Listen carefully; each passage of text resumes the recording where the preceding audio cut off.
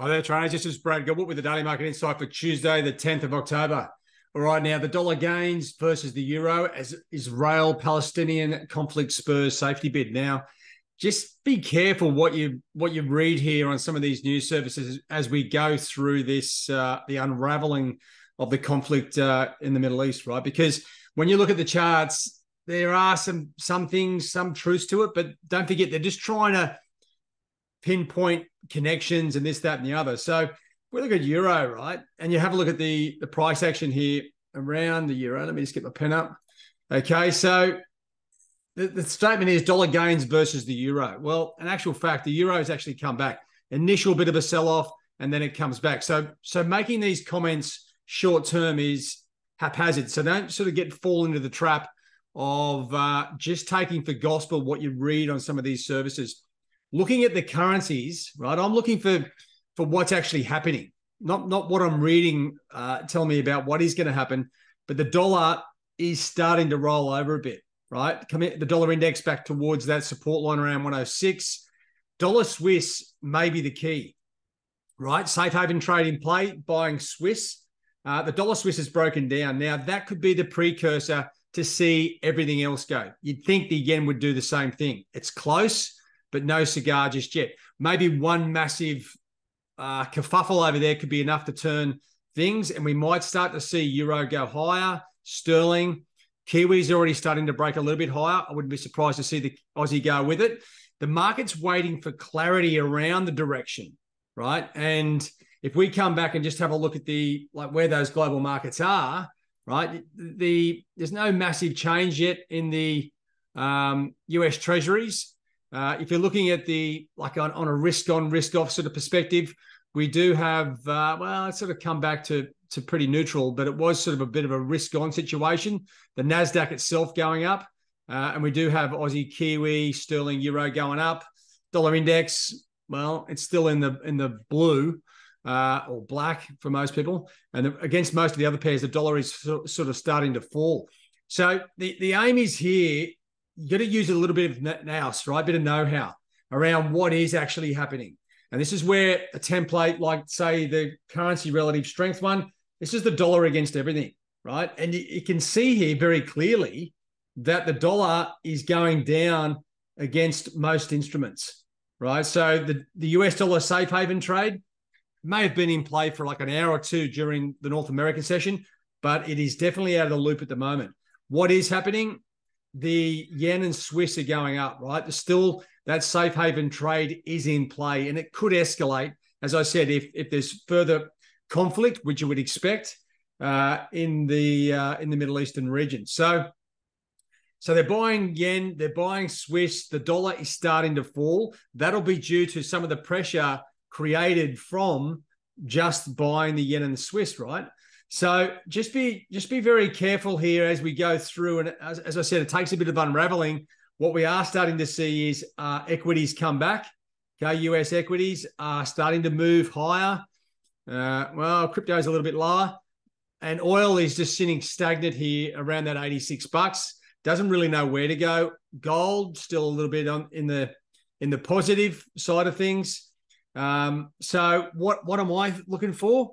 Well, I tell you what, the market's long dollars, right? Based off what the Fed's been doing. If the market's now apparently gone out and bought dollars on a bit of a safe haven trade, well, it sets us up for a move to the downside in dollar, and we see the other pairs rally, the other currencies and other instruments. We're already seeing the equities rally, right? And this brings me back to the whole news situation, right? And like there's one headline here: Bank of Israel to sell up to 30 billion of forex to stabilize the shekel. Now, if you click into this story, it goes through and tells you about how the shekels come off. What I like to see is, despite expectations of a weaker shekel in the medium term, they don't expect any further shekel weakness. This is when you do expect weakness. If they're coming out saying this sort of stuff, they are very nervous, about the value of the shekel, and we could see sort of further action on that front. Now, what are they selling? 30 billion of forex, right? Reserves. Now, that could be anything. right? So I don't know what they're selling. It could be US dollars. If it is, we're going to see a big clean out here of the dollar run. 30 bill, that's a decent clip, and it's going to move things dramatically, right? So just be aware of that, because as we come into like trading today, you know, we're trying to sort of piece together the fundamentals. Don't forget, Thursday, we've got the US CPI numbers coming out. If you look at the front page, as you'd expect, it's all about the conflict generally. Top Fed officials nod higher to higher bond yields. Yeah, but no one's really looking at those fundamentals. When these geopolitical situations come out, it reverts back to like the fundamental picture sort of takes a sidestep, right? And this is where trading can become a little bit loose. So as we go through like trading today, just sort of piece together, like keep an eye on the fundamentals that are coming out today, the ones that you can sort of hang your hat on. You've got to try and weigh these up. Say we've got some sentiment numbers here out of a couple of banks in Australia. What's actually happening on the Aussie dollar? So, and at the moment, if I just flick over to the charts, and if I'm looking at the Aussie, right, we are seeing the start of a little bit of a dig out of the doldrums, right? So it's slightly up at the moment. I'd be keeping an eye on the risk on, risk off profile to see how that's going, because that's going to shape things. So if anything, I'm looking to go with the moves that I can see in the market at the moment. So what that means is I'd be looking for an improvement in consumer confidence. With interest rates high, I can tell you the consumer confidence in Australia is very low at the moment. And then that's all you've got to work with. So we come back through here. You got all these Fed stooges coming out. They'll probably be saying the same thing. Yeah, that they love higher bond yields, all this sort of crap. But really, they're a distraction. Okay. And as we go through the whole day, you know what? There's not much else to do. So is today a good trade day? Maybe if we get to some directional stuff on the Aussie dollar, for instance, that's where the key sort of data is. But really, you come into Wednesday, it starts to get a little bit busier. We get some more traction, right? US CPI, PPI, Thursday, CPI. It's all about to happen. Right now, it's about maintaining your capital. Don't get suckered into a trade that doesn't make sense, right? If you see momentum and direction, that's great. But just be aware, we have a geopolitical event hovering over everything, and that's making things a little bit tough, right?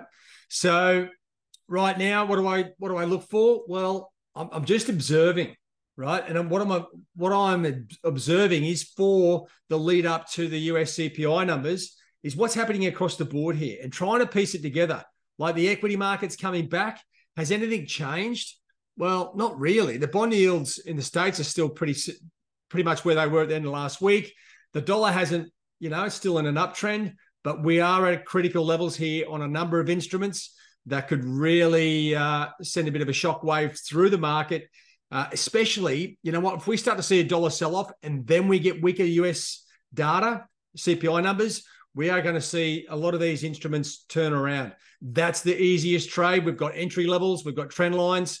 We've got everything in play. The dollar is fully weighted up, and it should be a nice aggressive move. So to me, I'm already sort of building a picture for where is my best trade. And for me, it's a weaker dollar. And I've just got to weigh that in with the fundamentals plus this geopolitical situation. Okay, and we'll see how that plays out. Now, just to finish on, when you are looking at the, I get a few traders asking about this risk on, risk off profile.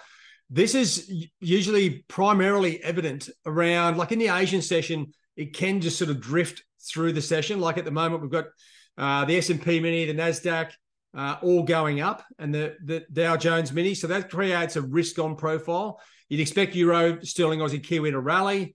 Okay, you wouldn't expect the dollar index to be going up, but there is the profile there. But when does that change? On key economic numbers, that's when you will get a reset of the risk on, risk off profile. Then you can check what's happening, see if that filters through to the currencies, commodities, and of course the bond markets, right? And if you get things lining up and moving in the same uniform direction, well, you're going to be a bit more confident, put a bit more capital into the game, right? But right now it's what is it, Tuesday here in Australasia. There's not, we're still seeing this Israeli-Palestinian issue sort of evolve. It's too early days to sort of work out exactly where the longer term move is. You may have some short term stuff, so don't fall in love with your trades at the moment. As we get to Thursday's US CPI numbers, that's when we want to overlay the US picture over against this geopolitical situation. See if there is a good trade up, right? Anyway, that's where we are at the moment, guys. It's a little bit sticky, but we are starting to see things move. I can tell you what, the news services will really hot up once we get into the thick of it with the US CPI numbers come Thursday. All right, have a good one. All the best. Cheerio.